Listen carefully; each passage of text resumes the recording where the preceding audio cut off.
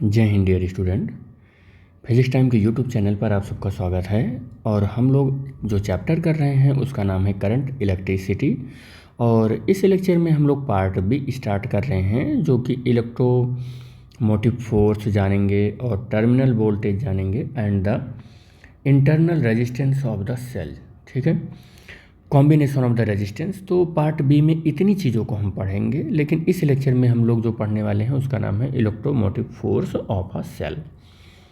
Electromotive force को हम shortcut में EMF बोलते हैं।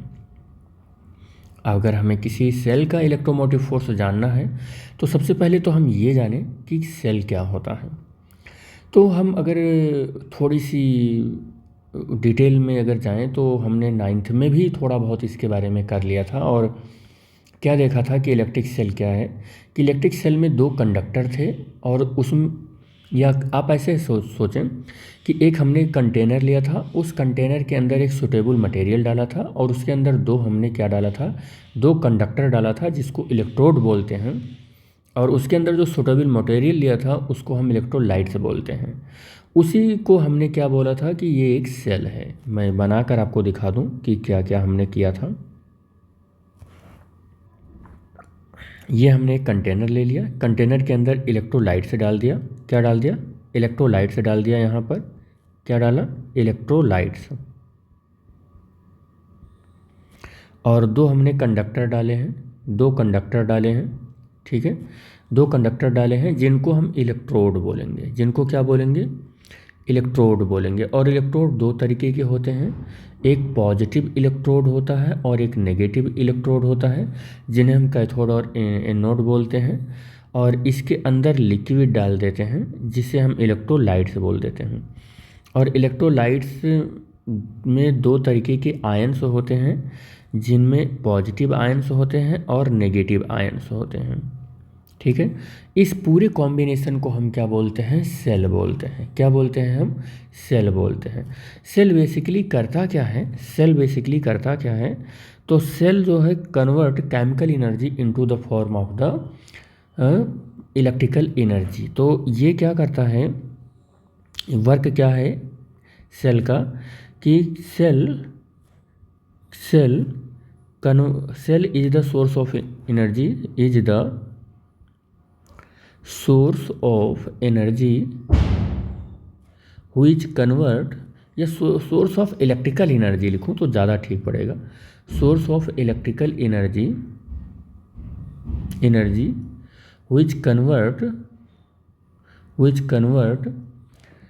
Chemical energy into the form of chemical energy into the form of electrical energy.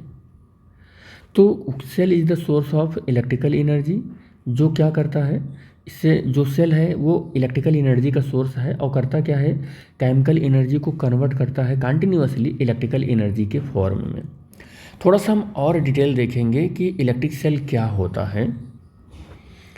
Electric cell maintains the constant difference in a potential between the two conductor. अच्छा, two conductor है।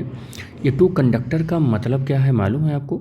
To conductor का मतलब है, to conductor means होता क्या है कि ये वही दो इलेक्ट्रोड की बात हो रही है जो दो इलेक्ट्रोड इलेक्ट्रिक सेल के अंदर पड़े हुए हैं, ये दोनों इलेक्ट्रोड। तो कह रहा है इलेक्ट्रिक सेल मेंटेन करता है एक कांस्टेंट पोटेंशियल डिफरेंस। इन दोनों इलेक्ट्रोड के बीच में एक कांस्टेंट पोटेंशियल डिफरेंस को इलेक्ट्रिक सेल क्या करता है? मेंटेन करता है। याद रखना, इलेक्ट्रिक सेल चार्ज को प्रोड्यूस नहीं करता है। इलेक्ट्रिक सेल किसी चार्ज को फ्लो कराने के लिए इस इलेक्ट्रोड से, एक्सटर्नल सर्किट से होते हुए इस इलेक्ट्रोड तक केवल पोटेंशियल डिफरेंस मेंटेन रखता है, चार्ज को प्रोड्यूस नहीं करता है इलेक्ट्रिक सेल। यानी कि मैं आपको बता दूं कि जो ये सेल होता है ये केवल इलेक्ट्रिक पोटेंशियल को मेंटेन रखता है किसी दो इलेक्ट्रोड के बीच में, चार्ज को प्रोड्यूस नहीं करता है, बल्कि चार्ज को पूरे सर्किट में घुमाता रहता है। In the electrolytes by the chemical reaction to obtain the continuous flow the charge between them. आप आई होप समझ गए होंगे कि मैं क्या समझा रहा हूँ। इलेक्ट्रिक सेल जो है वो मेंटेन करता है केवल constant potential difference between the electrode, ये इलेक्ट्रोड, ये चाहे इसको कंडक्टर बोल लो आप, चाहे इसको इलेक्ट्रोड बोल लो, तो इन इलेक्ट्रोड्स के बीच में केवल एक कांस्टेंट पोटेंशियल डिफरेंस ये मेंटेन रखता है चार्ज को घुमाने के लिए। अच्छा एक बात और मैं बता दूं, ये कांस्टेंट पोटेंशियल डिफरेंस सिर्फ आइडियली सही है, प्रैक्टिकली सही नहीं है। प्रैक्टिकली क्यों सही नहीं है? बिकॉज ऑफ इलेक्ट्रिक सेल को जैसे जैसे आप टाइम के साथ यूज करते जाते हैं, जैसे जैसे इसका यूज टाइम स्पैन बढ़ता है, इसका पोटेंशियल कम होता रहता है, पोटेंशियल कम होने लगता है। तो आइडियली सही है, प्रैक्टिकली तो इसका पोटेंशियल धीरे धीरे यूज के साथ कम होता है। तो इलेक्ट्रिक सेल क्या करता है, मेंटेन करता है दो इलेक्ट्रोड के बीच में एक ऐसा पोटेंशियल जो इलेक्ट्रोलाइट्स के दोनों इलेक्ट्रोड के बीच में होता है, ठीक है। और ये इलेक्ट्रोलाइट्स जो हैं ये भी यहाँ क्या कर रहे हैं, ये केमिकल रिएक्शन कर रहे हैं, और इस केमिकल रिएक्शन में कंटिन्यूअसली चार्ज को क्या करा रहे हैं, फ्लो करा रहे हैं। कंटिन्यूअसली चार्ज को इलेक्ट्रोलाइट्स क्या करा रहे हैं, इन इलेक्ट्रोड के थ्रू क्या करा रहे हैं, फ्लो करा रहे हैं। कैसे फ्लो करा दे रहे हैं, क्योंकि इनके जो इलेक्ट्रोलाइट्स है ना, इसमें क्या हो रहा है, एक्सोथर्मिक रिएक्शन हो रहा है। क्या हो रहा है, एक्सोथर्मिक रिएक्शन हो रहा है इस सेल के अंदर। एक्सोथर्मिक रिएक्शन हो रहा है इस सेल के अंदर, या एक्सोथर्मिक रिडॉक्स रिएक्शन हो रहा है, हम ऐसे कहें, रिडॉक्स रिएक्शन हो रहा है इस सेल के अंदर। अब एक्सोथर्मिक क्या होता है, जिसमें एनर्जी रिलीज होती है, एनर्जी क्या होती है, रिलीज होती है। और रिडॉक्स का मतलब होता है जहाँ पर ऑक्सीडेशन और रिडक्शन रिएक्शन होते हैं, ऑक्सीडेशन और रिडक्शन रिएक्शन होते हैं। इस एक्सोथर्मिक रिडॉक्स रिएक्शन में किसी इलेक्ट्रोलाइट्स के अंदर इतनी एनर्जी रिलीज हो जाती है, इतनी एनर्जी रिलीज हो जाती है कि नेगेटिव जो आयन होते हैं या जो पॉजिटिव आयन होते हैं, ये आयन अपने डिफरेंट टाइप के इलेक्ट्रोड पर ना चलकर सेम टाइप ऑफ इलेक्ट्रोड की ओर चलता है। जैसे अगर ये पॉजिटिव इलेक्ट्रोड है तो अगर कोई चार्ज चलेगा तो नेगेटिव इसकी ओर नहीं चलेगा, नेगेटिव नहीं चलेगा। अगर रिडॉक्स रिएक्शन हो रहा है, वो भी यहाँ पर जो रिएक्शन हमने बताया, तो ये चलेगा तो ये इसी की ओर चलेगा, और अगर माइनस है तो ये नेगेटिव की ओर ही चलेगा, नेगेटिव की ओर ही चलेगा। इसीलिए इसमें इतनी मतलब ऐसा कह सकते हैं कि इस इलेक्ट्रोलाइट्स के अंदर जो ये रिएक्शन होता है, इसमें इस तरीके की एनर्जी रिलीज होती है कि जो ये आयन्स होते हैं, ये जो चार्ज होते हैं, ये इलेक्ट्रोमोटिव फोर्स को, ये सॉरी इलेक्ट्रिक जो इसके बीच में जो इलेक्ट्रिक फील्ड होती है उसके अगेंस्ट चलते हैं। क्योंकि हम आम तौर पर चलते हैं कि अगर जानते हैं कि इलेक्ट्रिक फील्ड अगर इधर है ई, तो इलेक्ट्रॉन इसके अपोजिट ही चलेगा। लेकिन इस रिएक्शन के अंदर इतनी एनर्जी रिलीज हो जाती है कि हमारा जो इलेक्ट्रॉन होता है वो इलेक्ट्रिक फील्ड के ही डायरेक्शन में चलता है और जाके नेगेटिव प्लेट पर एक्यूमुलेट हो जाता है। अब कंटिन्यूअसली पॉजिटिव से नेगेटिव की ओर ऐसे इंटरनल सर्किट के अंदर, और बाहर नेगेटिव से पॉजिटिव की ओर ऐसे चलता है, और इलेक्ट्रॉन अपने पाथ को कंप्लीट कर लेता है। और यही कंप्लीट पाथ, इसी इलेक्ट्रॉन का पाथ को कंप्लीट करवाने का जो काम है, यही काम करता है electric cell. Electric cell exactly यही काम करता है कि सर्किट में इलेक्ट्रॉन को गोल गोल घुमाते रहें, गोल गोल घुमाते रहें। और इलेक्ट्रॉन को किसी सर्किट के अंदर बाहर गोल गोल अगर घूमना है पूरे सर्किट में, तो एक एनएफ पोटेंशियल डिफरेंस होना चाहिए। उस एनएफ पोटेंशियल डिफरेंस को मेंटेन रखने के लिए ही हम सेल को यूज करते हैं। तो हालांकि हमें और भी इसमें बातें करनी है इलेक्ट्रिक सेल के अंदर। तो हम इतना जान चुके हैं कि जो इलेक्ट्रिक सेल होता है वो क्या करता है कि एक तरीके की सोर्स ऑफ इलेक्ट्रिक करंट है, जो फ्री इलेक्ट्रॉन को, या हम कह सकते हैं कि आयंस को पूरे सर्किट में क्या करता है, घुमाता है, और केमिकल एनर्जी को कन्वर्ट करता है इलेक्ट्रिकल एनर्जी के फॉर्म में। ठीक है, केमिकल एनर्जी को किस में कन्वर्ट करता है, इलेक्ट्रिकल एनर्जी के फॉर्म में। अब हम एक सेल बना रहे हैं, मान लेते हैं कि ये हमारे पास एक वेसल है, या हम ऐसा कह सकते हैं कि हमारे पास ये एक कोई पॉट है। इस पॉट के अंदर हम क्या करते हैं कि दो इलेक्ट्रोड लेते हैं, 2 इलेक्ट्रोड लेते हैं और ये 2 इलेक्ट्रोड हैं। एक इलेक्ट्रोड हमने रेड कलर से बनाने की कोशिश की है और एक इलेक्ट्रोड हमने किसी दूसरे कलर से बनाने की कोशिश की है। कलर की का इतना हमें जानकारी नहीं है, तो हमने 2 इलेक्ट्रोड ले लिया, ठीक है, 2 इलेक्ट्रोड ले लिया। लेकिन हमने क्या किया है, एक इलेक्ट्रोड हमने यहाँ पर जिंक का लिया और हमने एक यहाँ पर कॉपर का लिया। तो सपोज कर लेते हैं ये जिंक की इलेक्ट्रोड है और दूसरा जो इलेक्ट्रोड है हम सपोज कर लेते हैं कि वो क्या है, कॉपर का है, कॉपर का है। इसी को हम इन्हीं जिंक और कॉपर के इलेक्ट्रोड को, जिंक और कॉपर के इलेक्ट्रोड को, कॉपर के इन्हीं मेटालिक रॉड को हम ऐसा कह सकते हैं, मेटालिक रॉड को हम क्या बोलते हैं, इन्हीं मेटालिक रॉड को इलेक्ट्रोड बोलते हैं। इन्हीं को क्या बोलते हैं बेटे, इलेक्ट्रोड बोलते हैं, ठीक है। इसके अंदर जो लिक्विड हम डालते हैं, केमिकल जो डालते हैं, इसके अंदर जो हम केमिकल डालते हैं, इन केमिकल को क्या बोलते हैं, इन केमिकल को क्या बोलते हैं, इस केमिकल को हम लोग बोलते हैं इलेक्ट्रोलाइट्स बोलते हैं। क्या बोलते हैं, इलेक्ट्रोलाइट्स बोलते हैं। ये इलेक्ट्रोलाइट्स क्या होता है, अपने कॉन्स्टिट्यूएंट आयन में क्या होगा, रिजॉल्व हो जाएगा, या हम कह सकते हैं डिसोसिएट हो जाएगा। और एक आयन पॉजिटिव होता है, एक आयन क्या होता है, नेगेटिव होता है। समझ गए होंगे, आई होप मैं जो बताने की कोशिश कर रहा हूँ। ये इलेक्ट्रोलाइट्स क्या होते हैं, पॉजिटिव आयन में, पॉजिटिव आयन मैं पूरा ही लिख देता हूँ, पॉजिटिव आयन में और नेगेटिव आयन में क्या होना है, इसको नेगेटिव आयन में डिसोसिएट होना है, इसको डिसोसिएट होना है। एग्जाम्पल के तौर पर अगर मैं कोई यहाँ इलेक्ट्रोलाइट्स ले लेता हूँ, सपोज कर लेते हैं कि हमने जो इलेक्ट्रोलाइट्स यहाँ पर लिया है, जो इलेक्ट्रोलाइट लिया है वो इलेक्ट्रोलाइट H2SO4 है, सल्फ्यूरिक एसिड नाम है इसका बेटा। क्या नाम है इसका, सल्फ्यूरिक एसिड नाम है इसका, ठीक है। और ये सल्फ्यूरिक एसिड इलेक्ट्रोलाइट्स जब इसके अंदर हमने वाटर के साथ इसको, वाटर के साथ डिसॉल्व किया तो डिसोसिएट हुआ है, ये डिसोसिएट हुआ है। तो ये डिसोसिएट होकर बना क्या, H+ आयन बना और SO4- आयन बना। इस H+ आयन को हम बोलते हैं पॉजिटिव आयन। क्या बोलते हैं इसको, पॉजिटिव आयन बोलते हैं। और इसको क्या बोलते हैं, इसको बोलते हैं नेगेटिव आयन। क्या बोलते हैं इसको, इसको नेगेटिव आयन बोलते हैं। ये आयन मूव करेंगे इलेक्ट्रोड्स की ओर, ठीक है। हम ऐसे कह दें कि these ions move towards electrode. ये किसकी ओर मूव करेंगे, इलेक्ट्रोड्स की ओर मूव करेंगे। क्यों मूव करेंगे, हमने पहले ही बताया कि इसके अंदर एक्सोथर्मिक रिडॉक्स रिएक्शन हो रहा है। उस रिएक्शन में इनको एनर्जी मिलती है जिससे कि ये इलेक्ट्रोड्स की ओर क्या करते रहते हैं, मूव करते रहते हैं। तो जो नेगेटिव आयन H2SO4 है, मैं उसको बना रहा हूँ।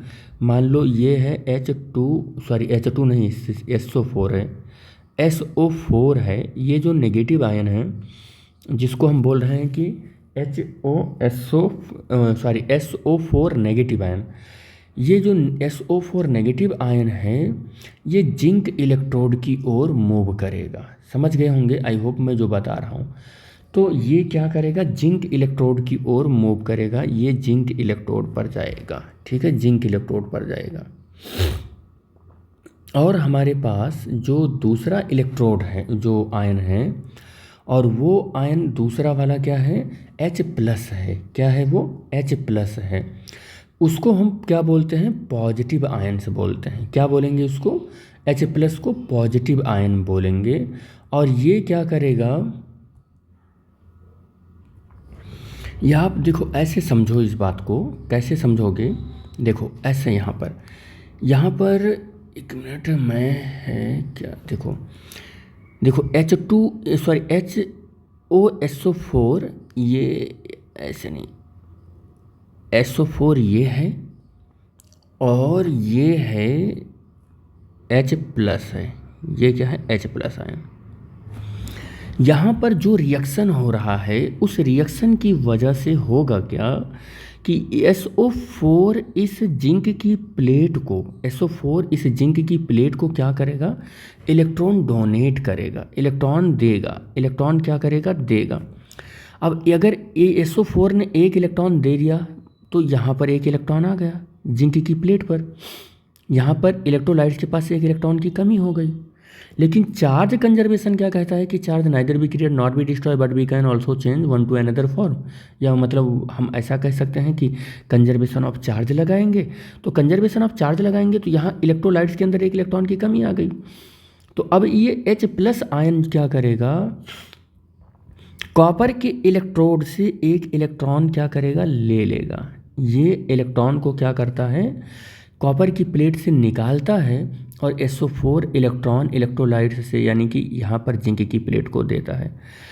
इसका ये मतलब है, इनडायरेक्टली मैं ये बताने की कोशिश कर रहा हूँ कि जिंक की रॉड पर धीरे धीरे जो एक्यूमुलेशन हो रहा है वो नेगेटिव चार्ज का हो रहा है, नेगेटिव चार्ज का हो रहा है कुछ इस तरीके से। और जो हमारा जिंक का प्लेट है नेगेटिव चार्ज हुआ तो ये नेगेटिव इलेक्ट्रोड हो गया। और ये जो कॉपर का प्लेट है, चार्ज के कॉन्सेंट्रेशन को इलेक्ट्रोलाइट्स के अंदर मेंटेन रखने के लिए H+ ने यहाँ से कंटिन्यूसली कॉपर की रोड से इलेक्ट्रॉन को रिसीव किया है। इसका मतलब इसने कॉपर की प्लेट ने कंटिन्यूसली इलेक्ट्रॉन को डोनेट किया है, तो डोनेट करने से जो इस पर चार्ज आ रहा है वो पॉजिटिव चार्ज आ रहा है। इसका मतलब यहाँ पर जो एक्यूमुलेशन चल रहा है वो पॉजिटिव चार्ज का चल रहा है कॉपर की प्लेट पर। कॉपर की प्लेट पर कंटिन्यूसली पॉजिटिव चार्ज का एक्यूमुलेशन चल रहा है। कंजर्वेशन ऑफ चार्ज हर जगह पर होल्ड होगा। तो इस तरीके से तो हम ये देखते हैं कि concentration of the charge on the electrode continuously increase हो रहा है। तो यहाँ पर नेगेटिव चार्ज एक्यूमुलेट हुआ, यहाँ पर पॉजिटिव चार्ज एक्यूमुलेट हुआ। तो इन दोनों इलेक्ट्रोडों के बीच में चार्ज के कॉन्सेंट्रेशन की वजह से एक पोटेंशियल डिफरेंस जनरेट हो गया, एक पोटेंशियल डिफरेंस जनरेट हो गया। इस बात को, पूरी बात को फिर से आप सुन लो कि जब हमने पानी के साथ यहाँ पर H2SO4 के क्रिस्टल को या H2SO4 को हमने घोला तो वो एक इलेक्ट्रोलाइट्स बन गया और एक एसिड बन गया। उस एसिड का नाम है H2SO4 यानी सल्फ्यूरिक एसिड नाम है। सल्फ्यूरिक एसिड पानी के साथ डिजॉल्व होते ही डिसोसिएट हो गया H+ आयन में और SO4- आयन में। SO4 जो माइनस आयन है उसे नेगेटिव आयन बोलते हैं, जो H+ आयन है उसे हम पॉजिटिव आयन बोलते हैं। ये आयन्स इलेक्ट्रोड्स की ओर मूव करने लगते हैं, इलेक्ट्रोड्स की ओर क्या करने लगते हैं, मूव करने लगते हैं। जो SO4 नेगेटिव आयन है वो इलेक्ट्रोड को इलेक्ट्रॉन डोनेट करेगा, प्रदान करेगा। और जो हमारा पॉजिटिव आयन H+ है वो कॉपर से इलेक्ट्रोड को क्या करेगा, लेगा, प्राप्त करेगा, मतलब रिसीव करेगा। जिससे कि क्या होगा कि कॉपर पॉजिटिव चार्ज हो जाएगा क्योंकि कंटिन्यूसली ये H+ आयन को इलेक्ट्रॉन डोनेट कर रहा है। और जो हमारा जिंक का प्लेट है वो कंटिन्यूसली इलेक्ट्रॉन को रिसीव कर रहा है SO4- आयन से, इसलिए वो नेगेटिव हमारा इलेक्ट्रोड हो जाएगा। अब हम क्या देखते हैं कि इनकी केमिकल रिएक्शन होने की वजह से सेल के अंदर इन दोनों इलेक्ट्रोड के बीच में जो केमिकल रिएक्शन हो रहा है, कंटिन्यूसली इन प्लेटों के बीच में इलेक्ट्रॉन का कॉन्सेंट्रेशन इंक्रीज हो रहा है प्लेटों पर, और जिससे कि इनमें कॉन्सेंट्रेशन का डिफरेंस होगा। इलेक्ट्रॉनों के कॉन्सेंट्रेशन का क्या होगा, इलेक्ट्रोड के बीच में कॉन्सेंट्रेशन का डिफरेंस हो गया, जिसके कह सकते हैं कि जिसके रिजल्ट में जो जिंक इलेक्ट्रोड है वो नेगेटिव चार्ज कलेक्ट होने की वजह से नेगेटिव पोटेंशियल पर हो गया, यानी कि नेगेटिव V यहाँ पर नेगेटिव पोटेंशियल हो गया, नेगेटिव पोटेंशियल इलेक्ट्रॉन का हो गया, ठीक है। और जो हमारा कॉपर का रॉड है वो पॉजिटिव पोटेंशियल पर हो गया। किस पर हो गया, पॉजिटिव पोटेंशियल पर हो गया। इसका मतलब ये पॉजिटिव चार्ज हुआ। ये कैसे चार्ज हुआ, ये पॉजिटिव चार्ज हुआ। जो पॉजिटिव चार्ज हुआ है उसको +VO से लिख रहे हैं, जो नेगेटिव चार्ज हुआ -VE से लिख रहे हैं।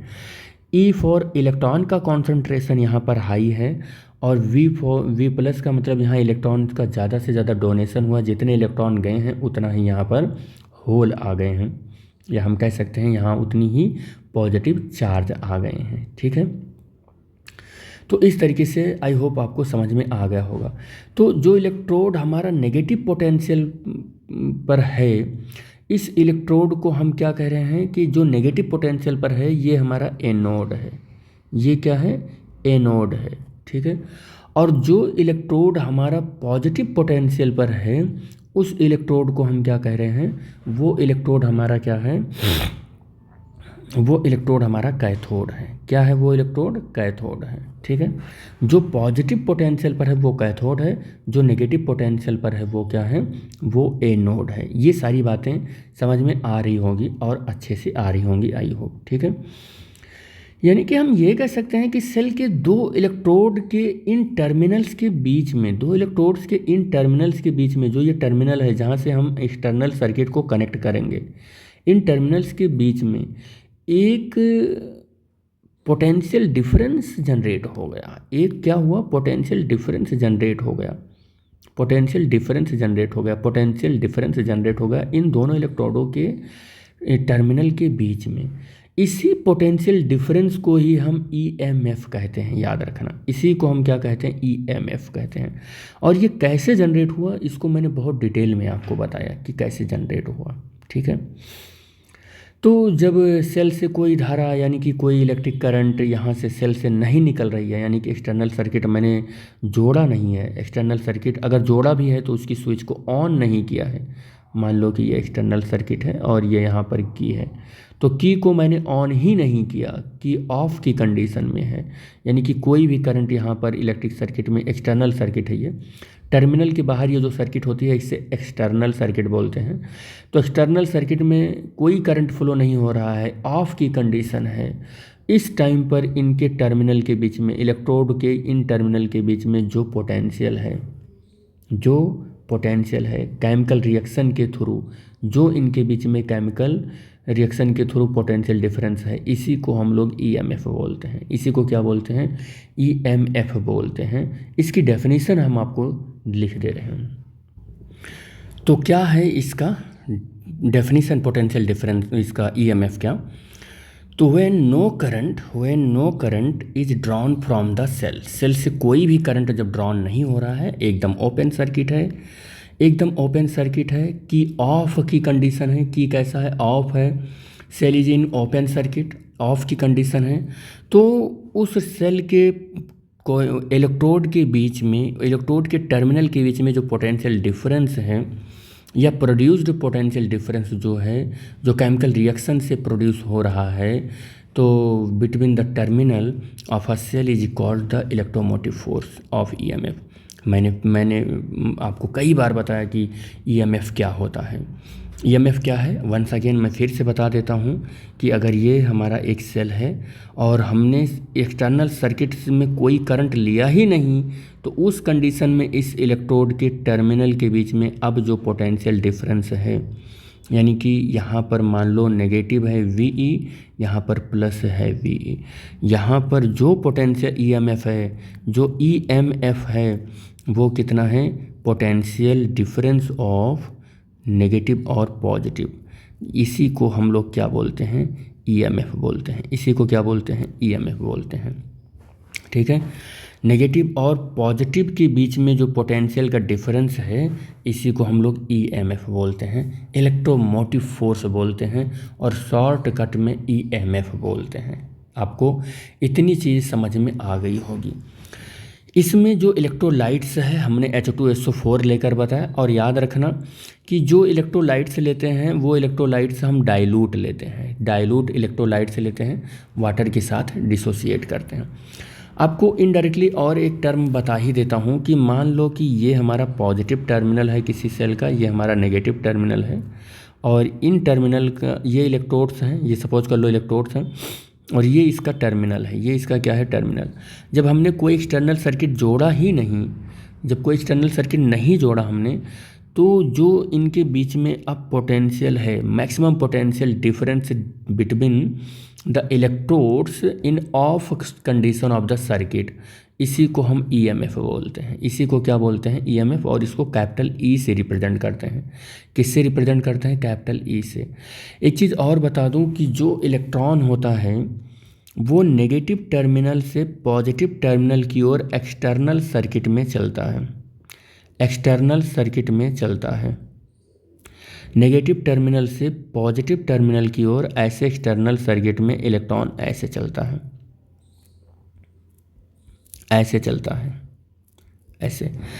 लेकिन याद रखना कि सेल के अंदर, सेल के अंदर, सेल के अंदर यहाँ पर अगर इलेक्ट्रॉन नेगेटिव से पॉजिटिव की ओर जा रहा है तो क्या सेल के अंदर भी ये नेगेटिव से पॉजिटिव की ओर जाएगा क्या?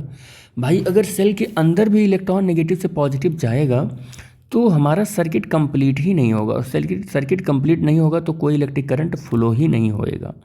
तो याद रखना कि आपको हमने बताया कि पॉजिटिव जो यहाँ पर हाइड्रोजन आयन है ये कॉपर से क्या कर रहा है? इलेक्ट्रॉन को रिसीव कर रहा है। इसका यही जनरल मीनिंग हुआ कि इलेक्ट्रॉन हमारा पॉजिटिव इलेक्ट्रोड से नेगेटिव इलेक्ट्रोड की ओर चल रहा है। आप ऐसा समझ लें। अब आप देखो नेगेटिव इलेक्ट्रोड पर क्या हो गया?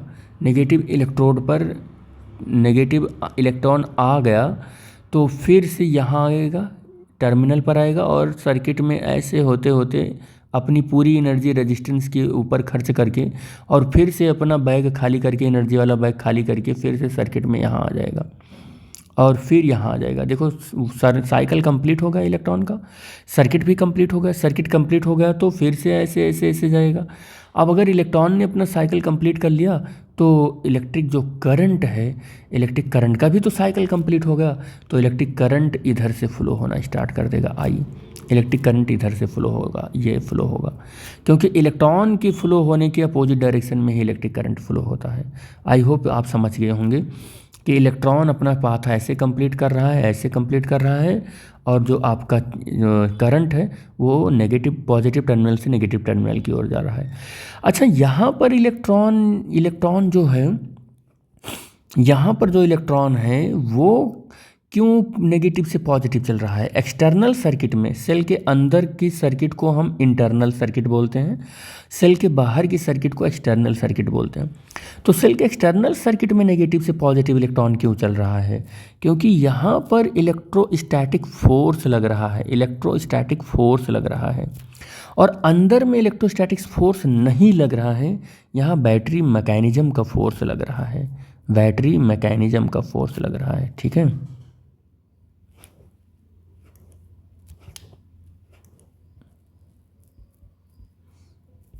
मैकेनिज्म का फोर्स लग रहा है।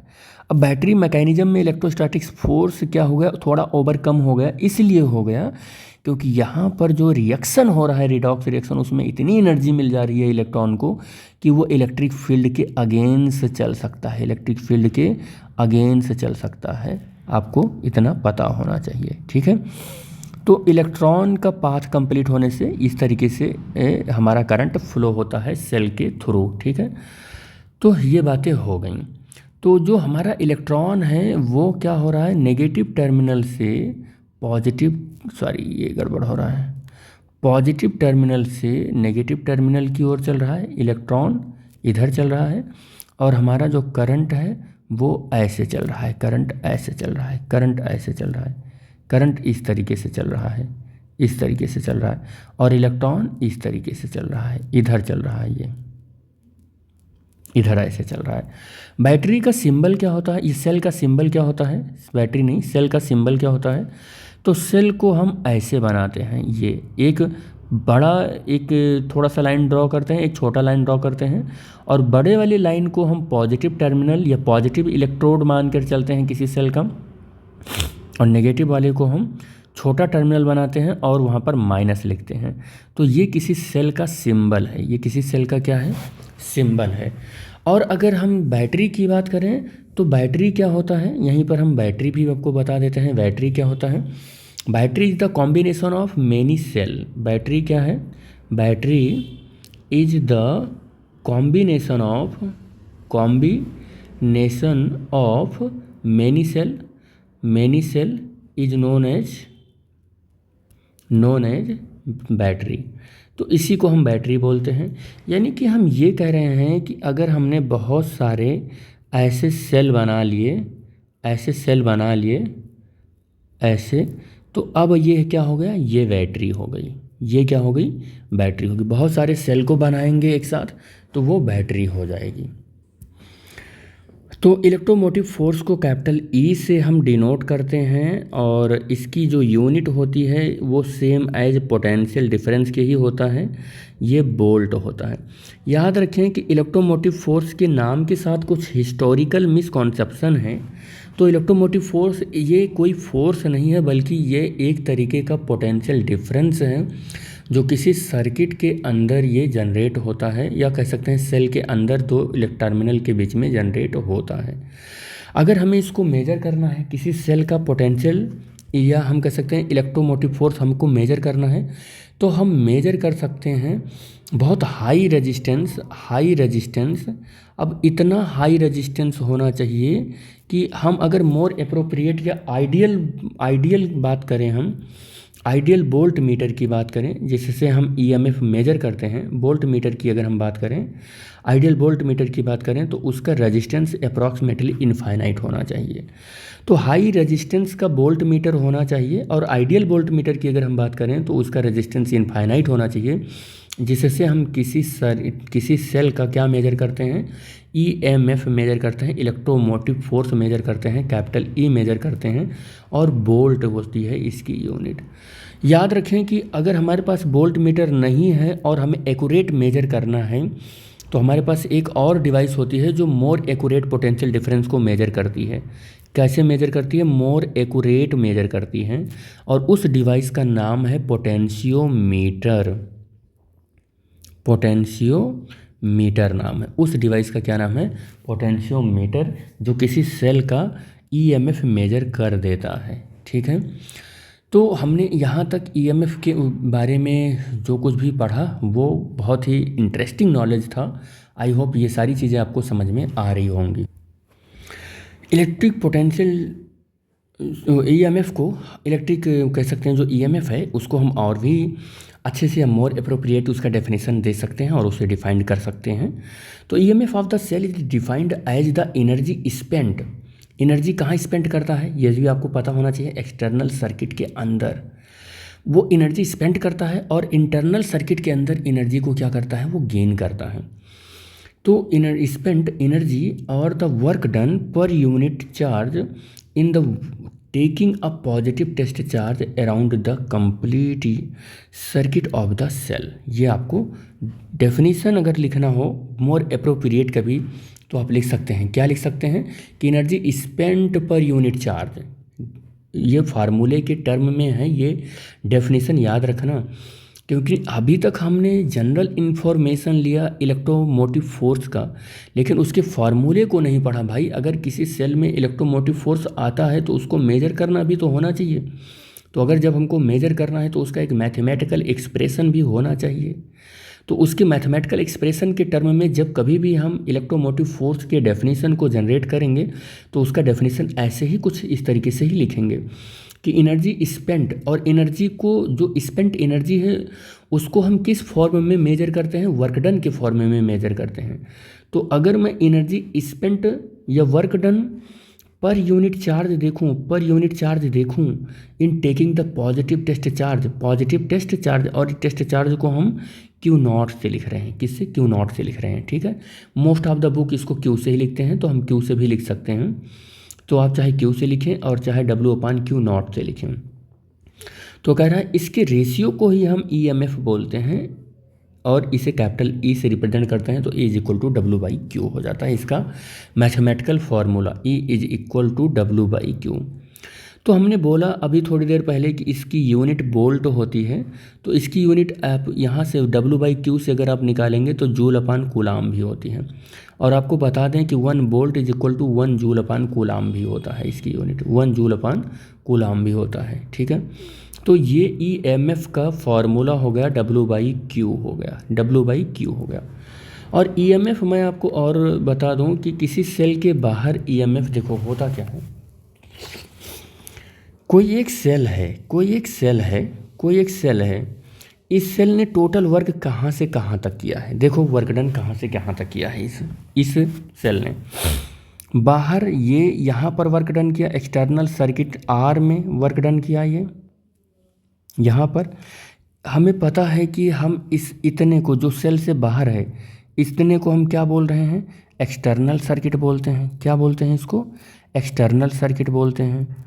और ये जो अंदर है, सेल के अंदर है, इसको क्या बोलते हैं, इसको इंटरनल सर्किट बोलते हैं, इंटरनल सर्किट बोलते हैं। तो एक्सटर्नल सर्किट में वर्क इसने कर दिया डब्ल्यू एक्सटर्नल। क्या कर दिया, डब्ल्यू एक्सटर्नल।